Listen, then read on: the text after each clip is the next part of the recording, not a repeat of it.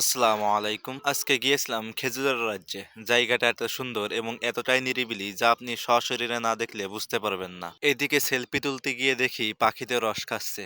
কি দারুণ দৃশ্য! একটু ভিডিও করে নিলাম। পাশে থাকা তাল গাছে উঁকি মারে দেখি এই অসময়ে পাকা তাল ধরে আছে। চলেন এখন একটু মোটরসাইকেলে করে খেজুরের রাজ্য ঘুরে দেখা যাক। গ্রামের মাঠের মাঝ বরাবর চলে গেছে এই পিচ ঢালা রাস্তা, আর রাস্তার দুই ধার দিয়ে দেখবেন শুধু খেজুর গাছ আর খেজুর গাছ।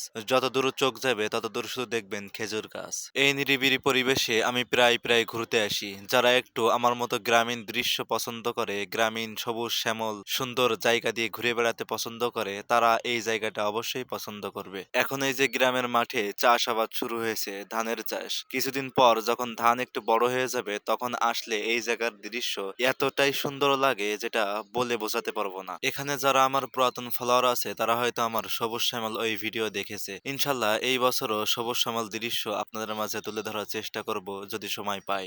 চারিপাশের যে ফাঁকা দৃশ্যগুলো দেখতেছেন, ধান একটু বড় হলে এই সব দৃশ্য সম্পূর্ণই সবুজ হয়ে যাবে। একটু ইমাজিন করেন তো তখন কেমন লাগবে। এখানে দাঁড়িয়ে থাকলে মনে হবে আপনি এক সবুজের রাজ্যে দাঁড়িয়ে আছেন। এইদিকে আবার সরকারি জমিনে কে দেখি এই গাছগুলো লাগিয়েছে, খুব দারুণ উদ্যোগ। তবে কি গাছ সেটা চিনতে পারলাম না। যাই হোক, বিষয়টা ভাল লাগলো, এই জন্য ফুটেজে নিলাম। তবে ভিডিও করার সময় এদিকে দেখি কে আবার মাটির ভাড় ভেঙেছে, যেটা গাছিরা খেজুর গাছের রস সংগ্রহের জন্য পাতে। ভিডিও করার সময় মাঠে ছিল হালকা বাতাস, যেটা আমাকে মুগ্ধ করেছে বারবার। জায়গাটা আপনাদের কেমন লাগলো অবশ্যই কমেন্টের মাধ্যমে জানাইতে ভুলবেন না, এবং ভিডিওটা অনেক লং, এই জন্য সবটুকু দেখাইতে পারলাম না।